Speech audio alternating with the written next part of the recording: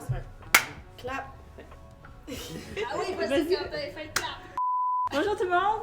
Aujourd'hui, on change un peu la donne de nos autres vidéos. On va faire une entrevue avec des gens du milieu autiste. Aujourd'hui, Quentin, on est avec qui?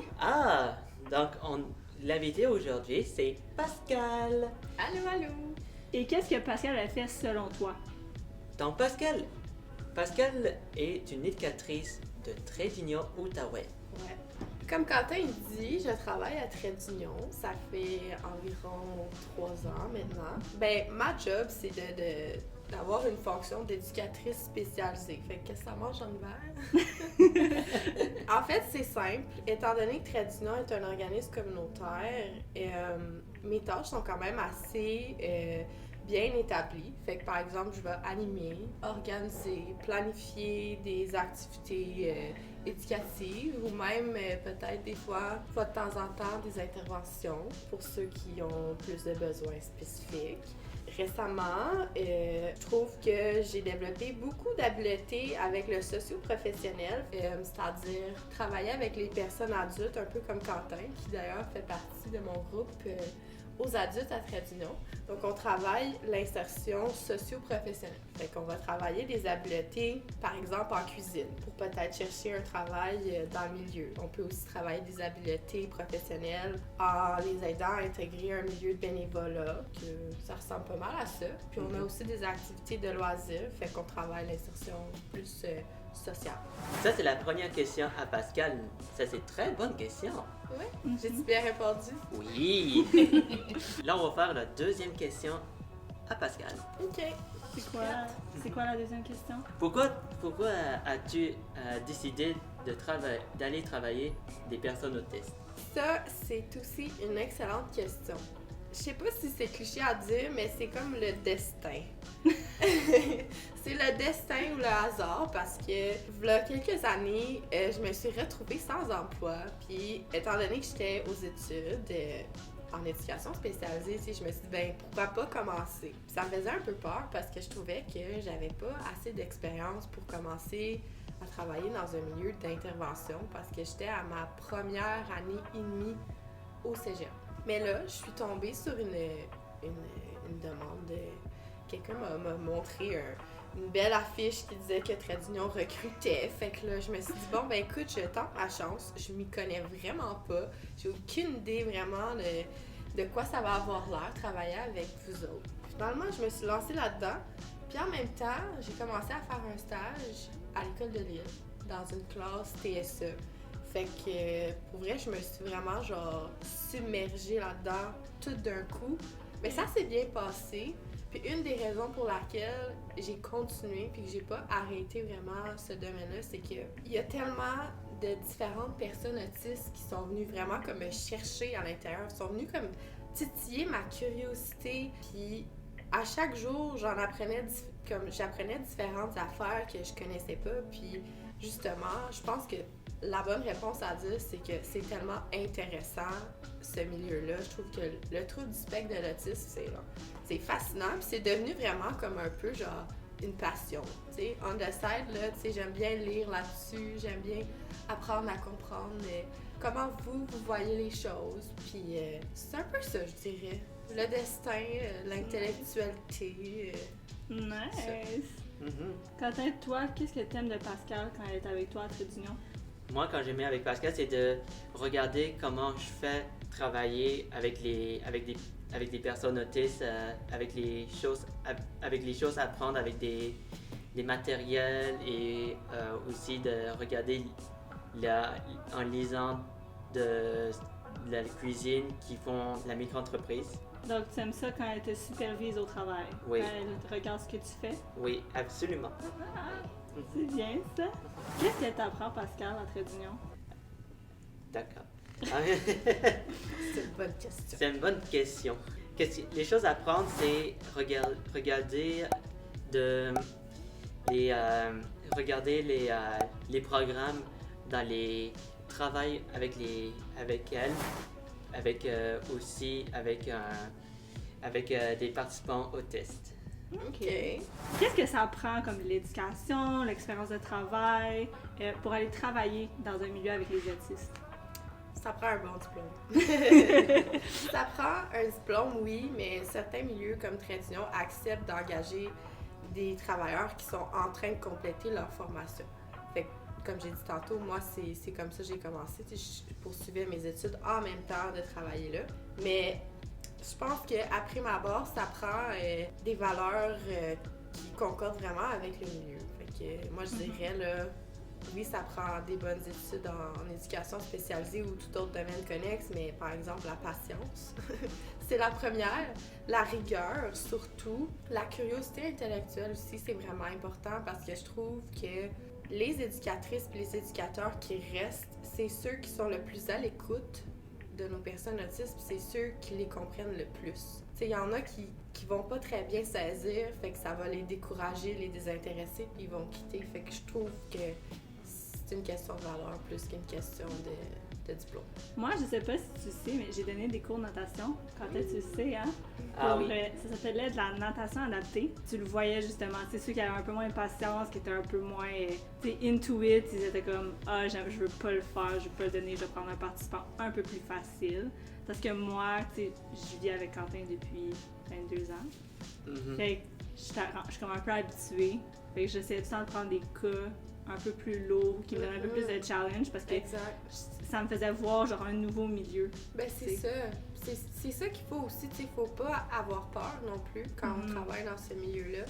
Faut pas avoir peur de la différence, faut pas avoir peur de la rigidité. Puis faut être capable un peu de surfer sur un peu tous les profils. Puis tu sais, plus t'en vois, plus tu développes ton sens de l'adaptation, meilleur intervenant tu vas devenir. Puis moi, à Melzan, n'importe quel genre de profil, je vais m'arranger avec. Ouais. Très bon. Bon, merci. Je vais poser la question à Pascal. Avec tes expériences de travail, qu'est-ce qui est différent d'une personne autiste ou atypique d'une personne piquée selon toi? Typique. Et c'est dur à dire honnêtement parce que je trouve pas que c'est bien de dire que vous êtes différents des autres. Parce que je trouve qu'on est un peu tous sur le spectre. Maman dit la même chose. Hein? Maman dit on est tous un peu autistes dans la vie. Ben c'est ça. Moi je pense que les personnes autistes sont comme une version 2.0 des personnes neurotypiques. Tu sais, je veux dire, ils ont une vision du monde qui est très objective, puis des fois l'objectivité c'est ça qu'il faut. Parce que quand on est trop subjectif, ça donne l'anxiété pour rien, on se pose des questions pour rien. Fait que moi ça c'est ma vision, mais tu sais c'est sûr qu'on pourrait dire que dans le DSM-5 ça dit que la communication est un peu difficile, l'intégration sociale, puis toutes ces affaires-là, mais je veux dire, moi personnellement, j'ai autant de difficultés sociales que peut-être Quentin ou peut-être Maurice Richard, qui sont eux autres aussi autistes. Je trouve pas qu'on est tant différents finalement. Est-ce que tu te sens différent des fois, Quentin? Ah oui, je sens différent avec des personnes autistes. Fait que toi, tu te sens plus comme moi, par exemple, et comme Pascal? Oui. OK. Selon toi, avec ton expérience, combien d'éducateurs, d'éducatrices, techniciens, je sais qu'il y en a aussi, ça prend pour s'occuper d'un groupe, ou combien d'éducatrices ça prend justement pour peut-être 5, 6 personnes? Comment tu décrirais l'environnement en fait pour travailler avec des personnes autistes? Je te dirais que ça dépend. Puis en autisme, c'est une réponse qu'on va souvent donner, ça dépend. Parce que une phrase cliché que j'ai appris, c'est qu'il y a autant de personnes autistes que de sortes de personnes autistes. Fait que dans un groupe, les personnes vont toutes avoir un peu comme des différents niveaux de besoins, des différents niveaux de soutien. Fait que tout dépendant de ce genre d'informations-là qu'on a, on va créer des groupes. Mais la plupart du temps, ce qu'on fait, c'est qu'on évalue justement les caractéristiques des personnes qui sont dans nos groupes, puis on va les mettre avec des personnes qui sont semblables. Fait que par exemple, on va faire du 1 à 1, un intervenant, un participant, s'il y a plus de besoins. Par exemple, l'accompagnement aux toilettes, l'accompagnement pour manger, ou si c'est simplement quelqu'un qui a besoin beaucoup d'assistance dans ses activités de vie quotidienne. Comme ça peut être aussi un groupe de 1 intervenant avec 6 personnes autistes parce qu'ils fonctionnent bien en communauté, ils répondent à leurs besoins de façon autonome, fait que ça dépend vraiment. Je pense que Le plus petit groupe que j'ai vu, justement, c'était du 1 pour 1, puis le plus grand, c'était peut-être du 1-10. Claudette, tu te souviens à la natation quand tu en faisais? Ah oui, il y a quand même entre 5 ou 10 participants qui vont faire de la natation avec des moniteurs et monitrices. Et toi, c'était un moniteur pour toi. Mhm. OK, fait que dans ce cas-là, on pourrait dire du 1 pour 1. Puis tu te souviens quand on était à Elmer, tu avais essayé un groupe, c'était une personne pour 2, je pense, hein, quand t'apprenais la natation? Oui. Mais j'imagine que dans un contexte de natation, les besoins sont plus grands aussi, là. Je veux dire, Ouais. au niveau sécurité, c'est vraiment important de bien évaluer les besoins, là. Est-ce que tu trouvais que c'était bien avec 2 personnes ou t'aimais mieux 1 à 1? 1 à 1, ça va être vraiment facile. Pour faire la cuisine, si vous êtes 5, t'es correct. Oui. Comme Pascal disait, à la micro-entreprise, c'est un groupe de 5 participations. Puis Ouais. toi, ça te va. Oui. Lui, ça lui convient, mais moi, je trouve que ça prend quelqu'un de plus. Oui. Parce que, je veux dire, en cuisine aussi, il y a aussi l'aspect sécurité, tu sais, la gestion sanitaire surtout. Fait que moi, j'ai pas des yeux tout le tour de la tête pour voir qui s'est fouillé dans le nez, qui s'est pas lavé les mains, qui est allé aux toilettes puis qui a pas remis son masque, son filet. Fait qu'une personne de plus pour faire la gestion là, sanitaire puis quelqu'un plus intervention. C'est sûr qu'on a tout le temps une coordonnatrice aussi, pas loin s'il arrive une petite situation de crise aussi. Ouais. Ouais. Là, on est encore selon toi. Selon toi, quelles sont la meilleure activité pour développer les compétences des personnes autistes? Ça dépend. Ça dépend de la compétence qu'on veut travailler, mais non plus, il n'y a pas de recette magique. Hein? Je veux dire, je peux pas faire abracadabra puis toutes tes compétences vont être accomplies, mais généralement, c'est de participer à des activités comme Tradition offre. Si on veut travailler nos habiletés sociales, ben quitte à venir au drop-in, puis tu sais, voir d'autres personnes, discuter, participer à des groupes aussi, des petits ateliers montés par les éducatrices. Moi, je dirais que des organismes comme Tradition Outaouais ou des organismes comme la PICO aussi, c'est des milieux qui sont faits pour ça, pour développer les habiletés. Fait que...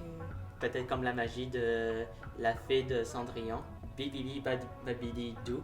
Bibidi babidi dou. Ça serait donc le fun, mais si c'était comme ça, moi j'aurais pas de travail là.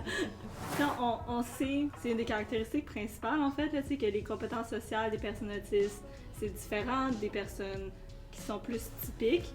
Fait que comment est-ce que tu fais pour que les personnes autistes, ben comment tu peux faciliter ou comment selon toi les personnes autistes se font des amis puis qu'ils les gardent? Parce que c'est facile de se faire des amis, mais comme Quentin, tu le sais, c'est difficile de les garder.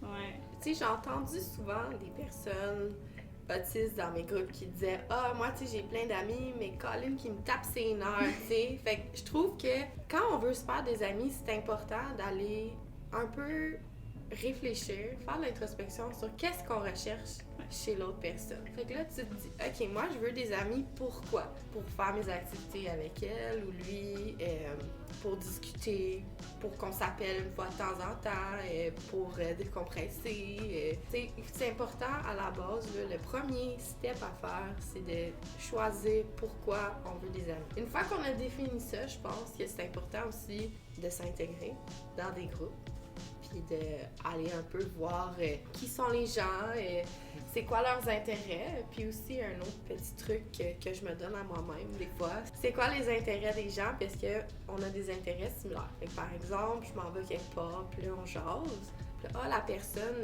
par exemple, elle fait de l'escalade. Mais moi aussi j'adore faire de l'escalade, mais tu vois, ça pourrait être un intérêt commun, puis une activité à faire avec la personne. C'est un peu d'aller chercher des similitudes entre les deux. Puis après ça, ben, le prochain step, c'est de jaser, passer du temps, puis de passer à une étape de plus, devenir amis. Je pense pas non plus qu'il y a une recette gagnante, là. Comme j'ai demandé cette question-là à mon copain hier, parce que j'étais comme, qu'est-ce que je pourrais bien dire? Je suis nulle pour me faire des amis. Puis lui, il est comme, ben moi, quand je me fais des amis, je suis comme, salut, tu veux être mon ami? Mais je suis comme, ok, peut-être, mais je sais pas.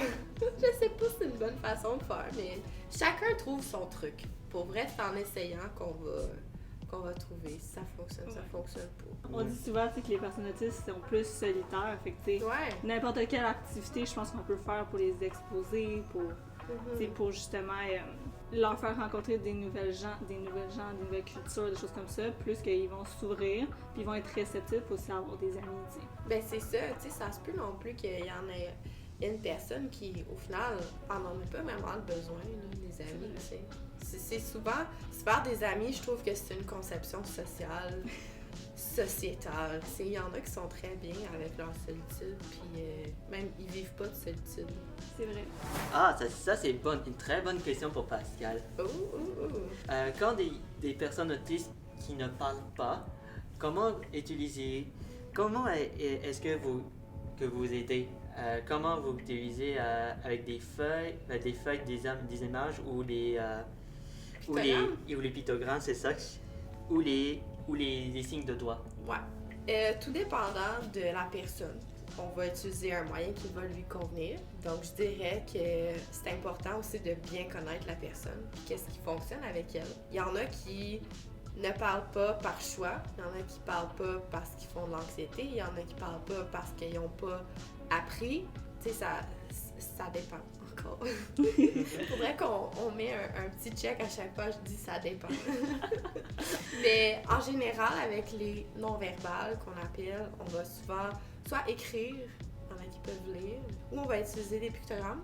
Sinon, on a beaucoup de formations qu'on appelle la formation saccade qui nous apprend à faire des schémas conceptuels qu'on appelle qui, selon la littérature, aident vraiment les personnes autistes à assimiler l'information qu'on leur donne puis en anglais on dit process. Ouais. Habituellement c'est ça qui aide, mais je dirais aussi la clé, encore une fois, c'est la patience. Puis aussi d'avoir un bon lien de confiance avec la personne. Ça l'aide énormément. Par exemple, j'ai déjà connu des personnes autistes qui parlaient pas parce qu'ils vivaient beaucoup d'anxiété sociale, mais juste de créer un bon lien sécurisant avec la personne, ça venait diminuer l'anxiété, fait que ça l'encourageait un peu à s'exprimer davantage, tu sais, à peine dire bonjour, comment ça va, tu sais. Mais c'est déjà bon. Moi, un truc fou qui est arrivé, on avait une personne non-verbale justement quand j'ai des cours de natation, puis à un moment donné, sa mère est venue nous voir puis elle a dit « Il nous a parlé, mais il veut rien savoir du français. » Il a juste commencé à parler anglais comme ça. Oui. Fait que tout ce temps-là, il pensait tous qu'ils étaient non-verbales. Puis finalement, c'est juste qu'ils voulaient pas parler français. On voit vraiment ça fréquemment. Il y en a qui ont une barrière linguistique, là. Je sais pas pourquoi. Les parents sont francophones, mais l'enfant refuse totalement de parler français, puis l'anglais, là, ça décroche. Mais je pense que je peux comprendre parce que le français, c'est compliqué, là, tu sais. Comme, c'est drôle que dans la question, c'est toi qui as dit les pictogrammes alors que tu détestes les pictogrammes. Ah, pour vrai? Quand t'étais petit, tu parlais pas, mais t'étais avec les pictogrammes. Puis les pictogrammes, c'était pour l'école, puis pour les traits d'union. Puis quand t'arrivais à la maison, tu jetais le cahier de pictogrammes. Tu voulais rien savoir. Puis quand t'es rentrée à l'école à 6 ans, tu parlais presque pas. Ah ouais. Tu disais à peu près 10 mots, peut-être. Maintenant, tu parles, puis on adore ça. Ouais. Oui. Quand il arrive une crise, parce qu'on sait que ça peut quand même arriver, comment est-ce que tu gères ça? Est-ce que tu as des outils pour gérer ça? Comment tu fais en fait pour gérer la crise? Tu sais, je pense que chaque personne a ses trucs. Nous, on a nos trucs avec Quentin. Mais dans un contexte plus, tu sais, que toi, en tant qu'intervenante, tu pas nécessairement la famille, c'est quoi tes outils? Si je connais la personne qui est en situation de crise, c'est sûr que c'est plus facile de gérer parce que je vais connaître un peu c'est quoi ses phases. Tu sais, la phase qu'elle va être plus... qu'elle va perturber un peu son niveau normal. Mais je te dirais, c'est vraiment d'être à l'écoute du besoin qui est démontré par la personne. Je veux dire, c'est pas d'intervenir sur la crise, c'est vraiment d'intervenir sur le besoin qui est non répondu. C'est ça vraiment la clé, c'est ça qui fait qu'un éducateur est bon en intervention de crise ou l'est pas. Parce qu'il y en a qui passent totalement à côté du besoin qui est exprimé. Mais, tu sais, par exemple, je vais rentrer dans un groupe d'urgence, puis je connais pas la personne, ben c'est d'observer vraiment ses comportements, tu sais. S'il se bouche les oreilles, il crie, il ferme ses yeux, il se met en boule, mais tu sais, il y a peut-être un petit besoin de sécurité qui n'a pas été répondu ou une anxiété. Ça dépend vraiment encore de la personne. Mais souvent, on s'apporte papier, crayon, pictogramme. On diminue le non-verbal pour éviter les incompréhensions. Parce que souvent, il y en a qui vont être en situation de crise parce qu'il y a eu trop d'incompréhension. Puis là, ils sont en état d'alerte. Là, ça va plus bien. Fait que papier, crayon, être à l'écoute, bien observer qu'est-ce qui se passe, puis essayer d'un peu décortiquer les comportements de la personne.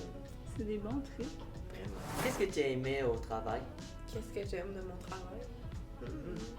Ce que j'aime de mon travail, c'est que j'en apprends beaucoup. Je veux dire, il y a toujours quelque chose à apprendre, fait que c'est stimulant. Et j'en apprends aussi beaucoup sur moi, ce qui est encore plus stimulant, je dirais. Parce que, tu sais, je découvre certains traits de personnalité que je n'étais pas au courant que j'avais. Je me vois un peu à travers vous autres, fait que ça m'aide beaucoup à faire de l'introspection puis à devenir une meilleure personne. J'apprends beaucoup à être authentique. Ça, c'est vraiment important, je l'ai découvert. Surtout quand on parle d'objectivité et de subjectivité, là, un peu comme j'ai dit tantôt, il y en a beaucoup qui m'ont reflété mon non-verbal, qui disaient ça n'a pas de bon sens, ton non-verbal concorde tellement pas avec ce que tu dis. Puis là, j'étais comme, oh my god, je m'excuse, t'as raison, faut que je fasse attention.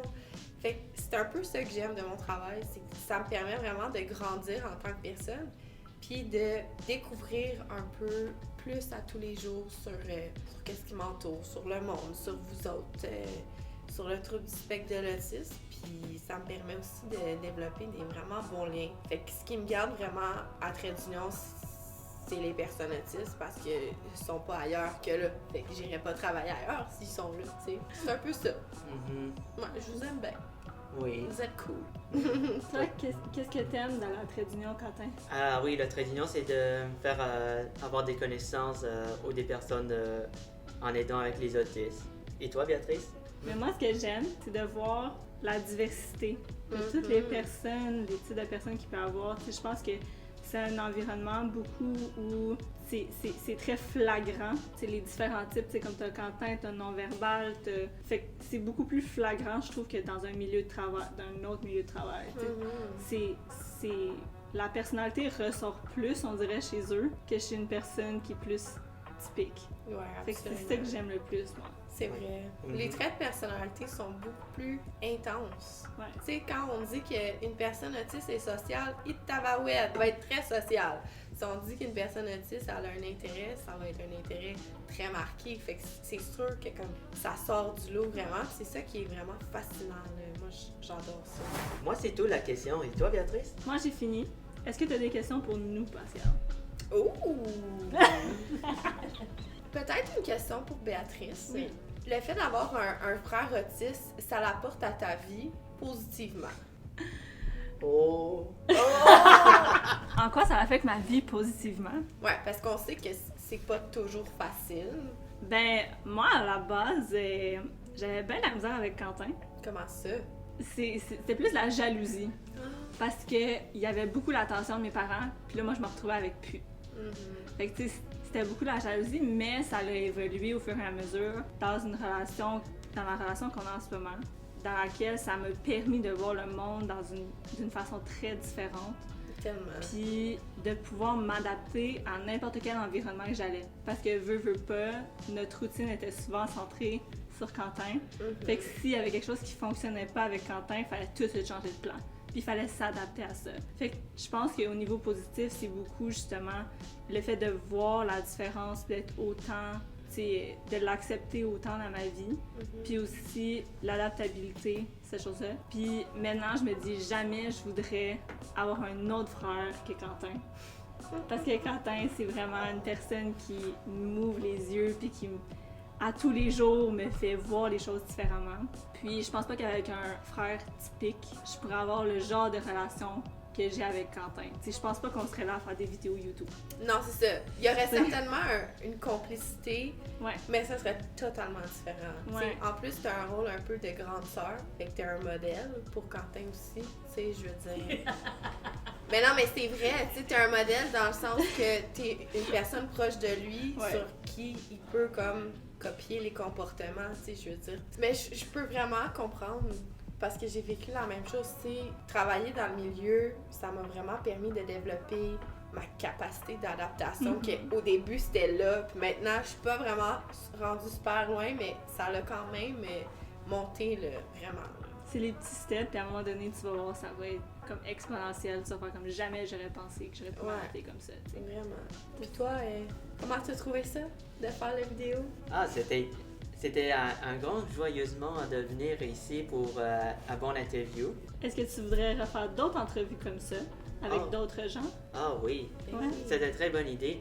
Et donc, c'est pas mal ça, l'interview avec Pascal. Ouais. Donc, merci beaucoup, Pascal, de venir pour entrevue avec moi et Béatrice. Ben oui, ça va. Merci. Et n'oublie pas de abonner de notre chaîne. Yes! Merci beaucoup. Merci!